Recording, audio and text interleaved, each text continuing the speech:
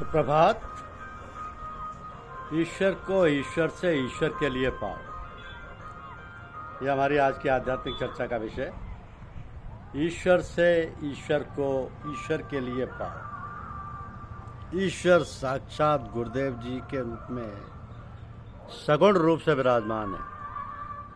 उन्हीं की कृपा से उनका रहस्य खुलता है और प्राप्त होता है, तबे प्रेम से हृदय भर उठता है, सारे विकार दूर हो जाते हैं, सच्ची सेवा का भाव हृदय में उमड़ने लगता है, अपने पराये का ख्याल दिल से गायब हो जाता है। उस समय ईश्वर की सच्ची सेवा बनने लगती है। सारी मखलूक उसी की है, वही मखलूक के रूप में है। मखलूक की सेवा उसी की सेवा है, उसके बंदों की। तब भक्त का आनंद सेवा में ही रहता है। ज्ञान, भक्ति और सेवा एक सुंदर दिव्य चक्र बनाते हैं। ये एक दूसरे पर निर्भर हैं। जब ये पूर्ण अवस्था को प्राप्त होते हैं, उसका विचार नहीं रह जाता है कि उसको क्या कहें। सुबह की पूजा के बाद आप समझाते हैं कि जो ईश्वर को ईश्वर की दृष्टि से देखता है, अपनी दृष्टि से नहीं, महेश रूप होकर ईश्वर उसका संहार करते हैं। जो देवताओं को देवताओं की दृष्टि से देखता है, उसे देवता अपना लादू पशु बनाते हैं। जो गुरुदेव को गुरु की दृष्टि से देखता है, अपनी दृष्टि से नहीं देखता, गुरु उसकी सारी कमाई काल रूप होकर हर लेते हैं और कोरा कर देते हैं। तो गुरुदेव को गुरु की नज़र से देखने में धोखा है। उन्हें अपनी नज़र से देखो, उनको ईश्वर की समीपता का द्वार समझो। उनका सम्मान ईश्वर के समान बेशक करो, पर उन्हें ईश्वर ना समझो। ऐसी बात देवता तथा ईश्वर के विषय में भी है। ईश्वर, आत्मा और जीव एक ही बात है, अपने अपने स्थान पर भिन्न भिन्न नाम से कहे जाते हैं। यह विषय वाणी से प्रकट करने में भय है, केवल अनुभव गम्य है। 14 अवतार ईश्वर के हैं, सब आत्मा का तेज दिखाने को प्रकट हुए हैं। हजरत जी ने तो बंदगी यानी आत्मसमरण का पाठ सिखाया। मनुष्य शरीर में ईश्वर की बंदगी वाजिब है। जो मनुष्य शरीर में है, उन्हें कुछ क्षण के लिए अवश्य इंसानी हालत में आना पड़ता है, नहीं तो ठहर नहीं सकते। हर अवतार के 4 यार हैं।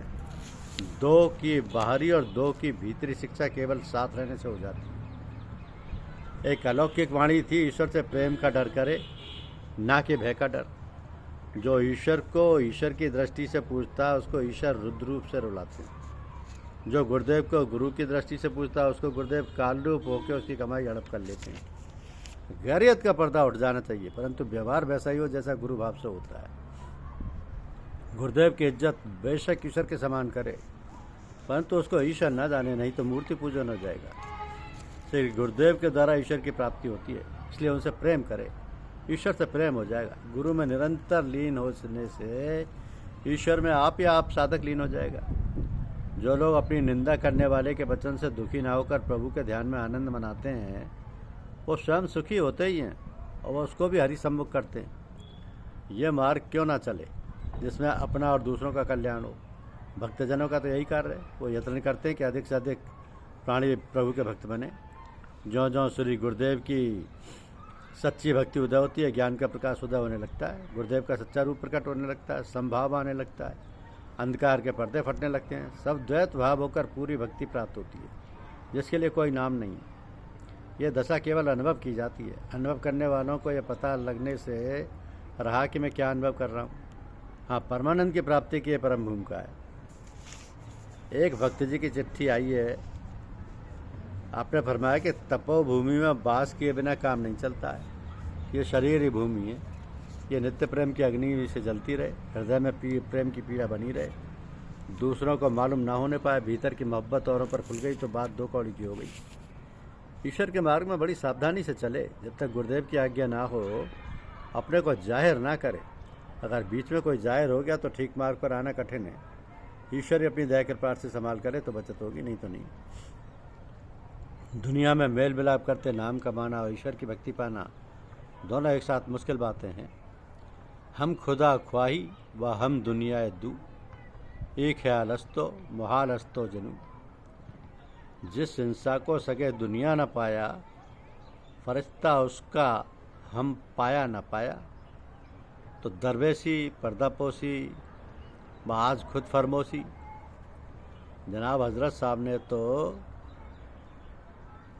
नेरा से वापस आए और अपने 4 यारों से पूछा, मेरे पीछे खल्क खुदा के साथ कैसा बर्ताव करोगे?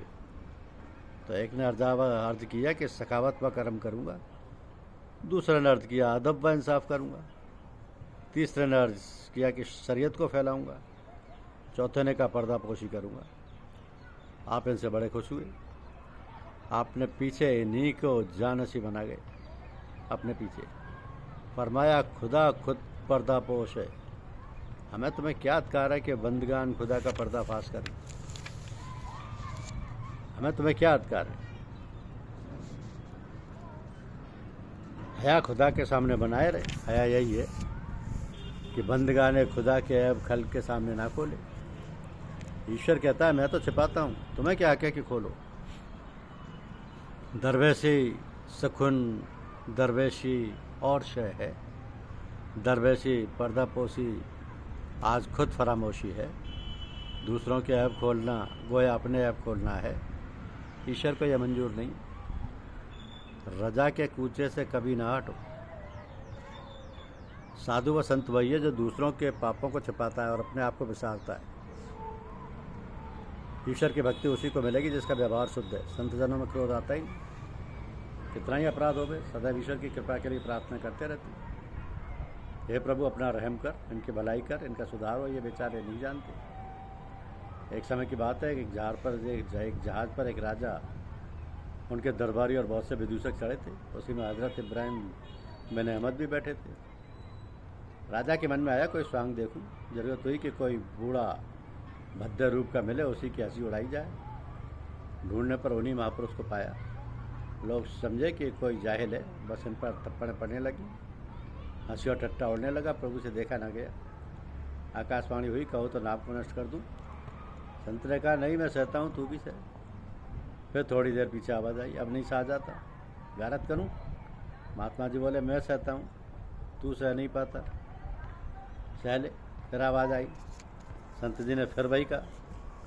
फिर आवाज़ आई, अब नहीं रुक सकता। तब तो संत जी ने कहा यदि नहीं सह सकता तो उन्हें भी मुझ जैसा बना दे। बस फिर क्या था, सब दिव्य दृष्टि पा गए। उनके ज्ञान चक्षु खुल गए। शांत और निर्वाण का आनंद पाने लगे। सभी संत हो गए। तो सहने, क्षमा करने, विश्व का उपकार करने की शक्ति संत जन में ही होती है। यदि वे क्रोध करें तो दुनिया जलकर खाक हो जाए। वही दुनिया को संभालते हैं, वही पालन पोषण करते हैं। धन्यवाद। यूट्यूब चैनल को लाइक और सब्सक्राइब अवश्य कीजिए। शुक्रिया।